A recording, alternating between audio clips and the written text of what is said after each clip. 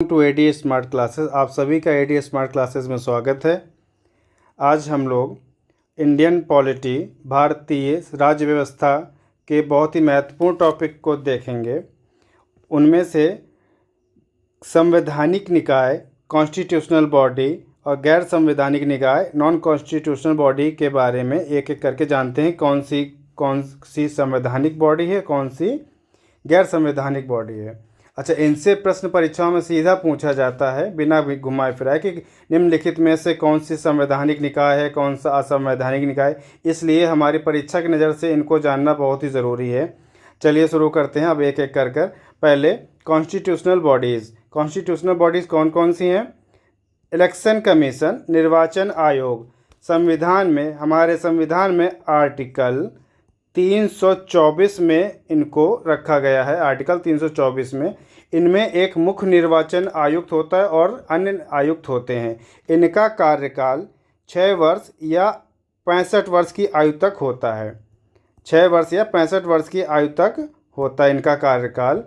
इसके बाद अब बात करते हैं यूपीएससी, जिसे कहते हैं सबका बड़ा ही सपना होता है UPSC, union public service commission. Hindi में से संघ लोक सेवा आयोग कहते हैं। और हमारे संविधान के भाग 14 में, भाग 14 में इसको रखा गया है। और इसके लिए आर्टिकल 315 से 323 तक, आर्टिकल 315 से 323 तक में संघ लोक सेवा आयोग के बारे में बताया गया है। अब संघ लोक सेवा आयोग जैसे केंद्र के लिए है, वैसे ही स्टेट पब्लिक सर्विस कमीशन राज्य के लिए काम करता है। राज्य जिसको हम लोग पीसीएस कहते हैं, स्टेट पीसीएस। अच्छा, इन दोनों में बहुत ही सिमिलरिटी है, बस अंतर इतना है, इनके जो सदस्य होते हैं ये 6 वर्ष या अपनी उम्र के 65 वर्ष तक काम करते हैं। 6 वर्ष या अपनी उम्र के 65 वर्ष तक काम करते हैं। और स्टेट में इनकी नियुक्ति राज्यपाल करता है। कौन करता है? गवर्नर। और इनकी नियुक्ति करता प्रेसिडेंट।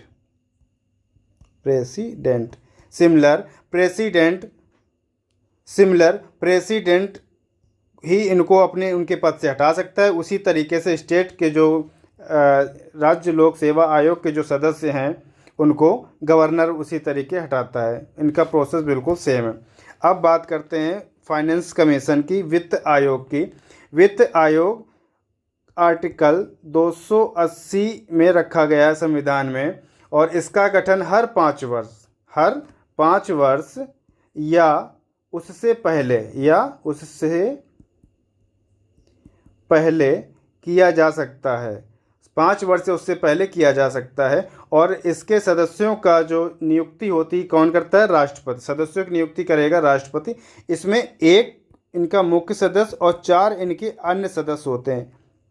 1 मुख्य सदस्य और 4 अन्य सदस्य होते हैं इस आयोग में।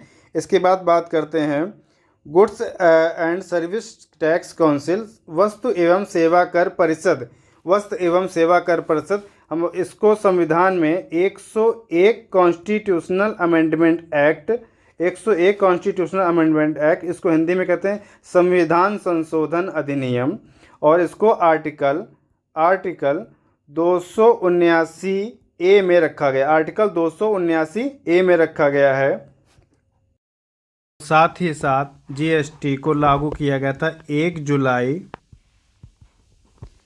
जुलाई 2017। जीएसटी को लागू किया था 1 जुलाई 2017 को। कॉन्स्टिट्यूशनल अमेंडमेंट एक्ट 101 के तहत, 1 जुलाई 2017 को इसको लागू किया गया पूरे भारत में एक साथ। Goods and service tax council को बहुत ही प्यारा नाम दिया गया है, जीएसटी। क्या दिया गया? जीएसटी। शॉर्ट में इसको जीएसटी कहते हैं। 101 संविधान संशोधन में इसको शामिल किया गया था आर्टिकल 279 ए के अंतर्गत। इसके बाद आप देखते हैं नेशनल कमीशन फॉर एसटीज, अनुसूचित जातियों के लिए राष्ट्रीय आयोग। सन 1978 में इसको संविधान में शामिल किया गया था। और इसके लिए आर्टिकल 338, आर्टिकल कौन सा है? 338, इसमें इसके बारे में बताया गया है। अब बात करते हैं नेशनल कमीशन फॉर एसटीज, अनुसूचित जनजातियों के लिए राष्ट्रीय आयोग। वहाँ अनुसूचित जाति था, यहाँ पर अनुसूचित जनजाति है, इसका ध्यान रखें। और इसके लिए जो आर्टिकल है, आर्टिकल 338A आर्टिकल 338A में रखा गया है, और ये भी 1978 में ही शामिल किया गया था, 1978 में शामिल किया गया था। इसके बाद national commission for OBCs backward class, राष्ट्रीय पिछड़ा वर्ग आयोग, राष्ट्रीय पिछड़ा वर्ग आयोग, इसको 102 कॉन्स्टिट्यूशनल अमेंडमेंट एक्ट, कहने का मतलब जीएसटी के बाद जो अमेंडमेंट हुआ था 102 नंबर, उसके द्वारा इसको संविधान में शामिल किया गया। और इसके लिए आर्टिकल 338 बी के अंतर्गत इसको रखा गया, आर्टिकल 338 बी के अंतर्गत संविधान में इसको रखा गया। अब नेक्स्ट है special officer for linguistic minorities, अल्पसंख्यक जो हैं भाषाई रूप से, अल्पसंख्यक जो है भाषाई रूप से, उनके वर्गों के लिए एक विशेष अधिकारी बनाए गए जो इनकी जांच करते हैं, इनके बारे में देखरेख करते हैं। इसको संविधान के भाग 17, कौन से भाग में, पार्ट 17, वैसे 17 को इसको रोमन में ही लिखा जाता है इसमें संविधान के भाग को, X5 2 टाइम ये 1 17 हो गया, भाग 17 में रखा गया। और इसके लिए आर्टिकल 350, आर्टिकल 350 आर्टिकल 350 में भाषाई रूप से अल्पसंख्यक वर्गों के जो विशेष अधिकारी उनके बारे में बताया गया। और इसका एक मुख्यालय इलाहाबाद, कहाँ है, इलाहाबाद, आज के समय में क्या हो गया, प्रयागराज। और इसके जो मुख्यालय है सन 1957 में बनाया गया, सन 1957 में बनाया गया। इसकी 3 और शाखाएं हैं, एक है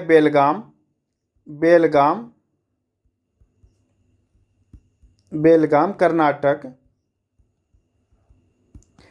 चेन्नई तमिलनाडु, और इसके बाद एक इसकी सबसे आखिरी शाखा जो है कोलकाता, ये है पश्चिम बंगाल। कहाँ है, पश्चिम बंगाल, वेस्ट बंगाल, ठीक है। और इसमें जो शाखाएं हैं, इनकी शाखाएं में जो असिस्टेंट कमिश्नर बैठता है, कौन बैठता है, असिस्टेंट कमिश्नर, मतलब इनका उपायुक्त, हिंदी में क्या कहेंगे, उपायुक्त, उप आयुक्त। और यहाँ जो इलाहाबाद में जो अधिकारी बैठेंगे इसके, वो होंगे कमिश्नर, आयुक्त। अब बात करते हैं controller and audit general of India. इनका काम क्या होता है, इनका काम होता है लेखा परीक्षण एवं लेखा विभाग की देखरेख करना। उनका जो मुखिया है वो होता है controller audit general of India, इसको शॉर्ट में कहते हैं कैग। क्या कहते हैं, कैग, शॉर्ट में इसको कैग कहा जाता है। और इसके मुखिया जो हैं उनका जो कार्यकाल है 6 वर्ष या 65 वर्ष होता है, 6 वर्ष या 65। इनकी नियुक्ति राष्ट्रपति करता है, नियुक्ति प्रेसिडेंट करता है। और इनको इनके पद से हटाना भी प्रेसिडेंट का ही काम होता है। इसी प्रकार जैसे अब ये राज्य में काम कर रहे हैं, उसी प्रकार अब स्टेट में भी काम किया। और स्टेट के लिए जो है राज्य, ये आपका हो गया attorney general of India, Bharat के महान्यायवादी, और attorney general of state, Bharat राज्य के महाधिवक्ता। भारत के न्यायवादी जो हैं इनका काम होता है कानून व्यवस्था को देखना, और राज्य के न्याय महाधिवक्ता, इनका काम होता है राज्य में कानून व्यवस्था को देखना। इनके लिए राज्य के लिए जो आर्टिकल है राज्य महाधिवक्ता के लिए, आर्टिकल 165 में इनके बारे में बताया गया है। और अटॉर्नी जनरल ऑफ इंडिया जो भारत के महान्यायवादी हैं, इनके बारे में आर्टिकल 76 में बताया गया है।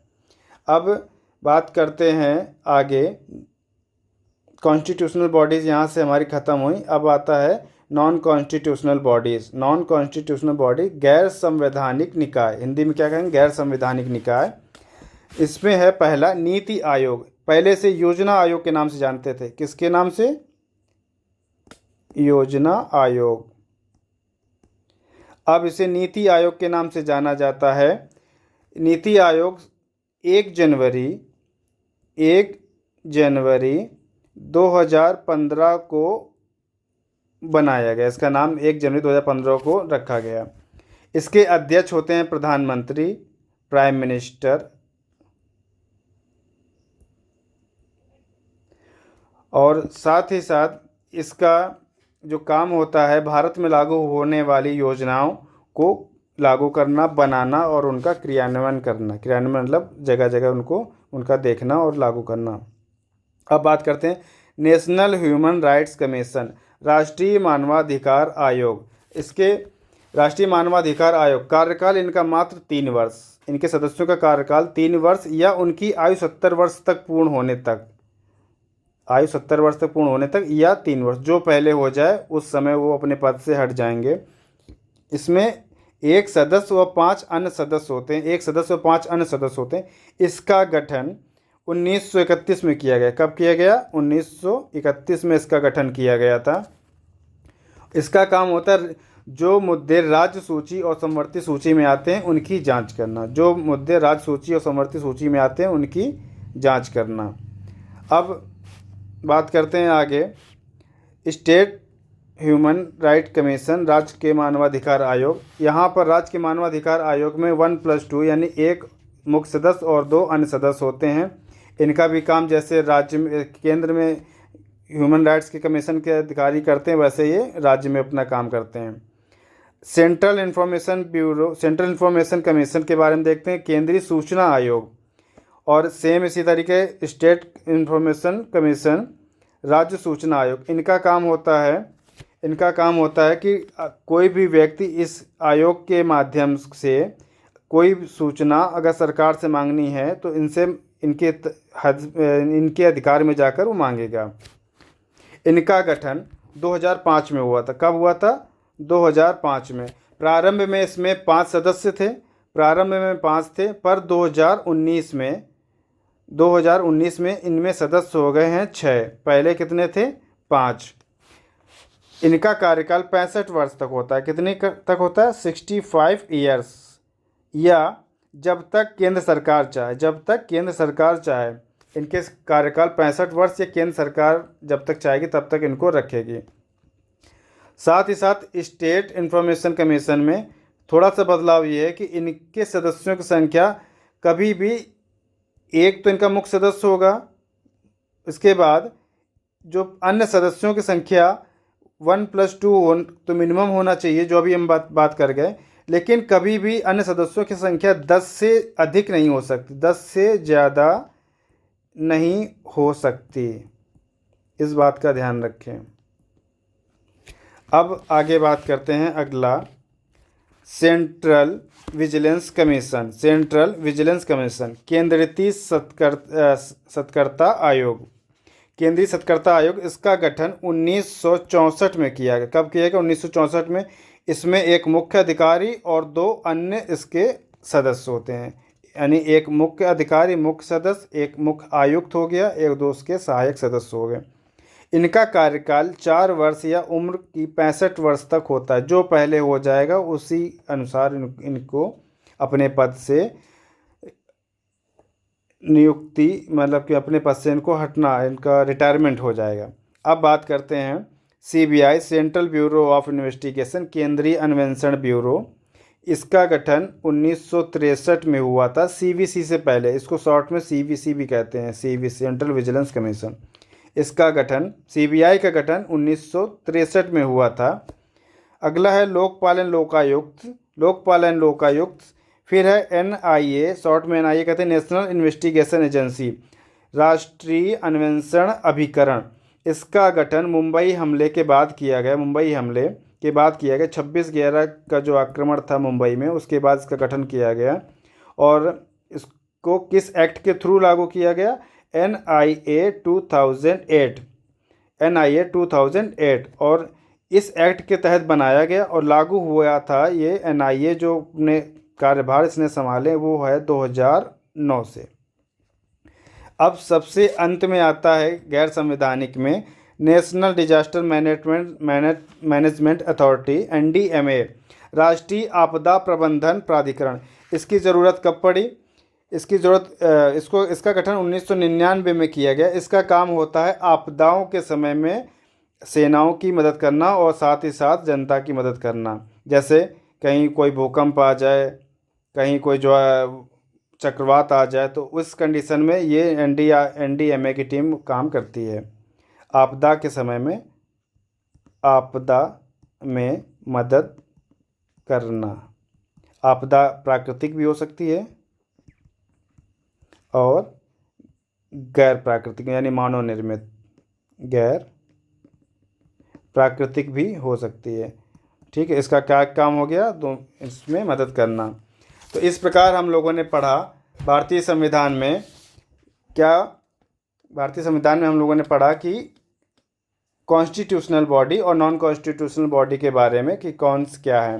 इनमें सीधे प्रश्न पूछे जाते हैं, तो इसको आप लोग एक बार और देखें। और इन सभी टॉपिक्स के बारे में हम आगे एक एक करके चर्चा करेंगे। काफ़ी बड़े टॉपिक्स हैं, इसके लिए आप हमारे साथ बने रहें। और आप सभी का बहुत बहुत धन्यवाद। Thanks for watching. नमस्कार।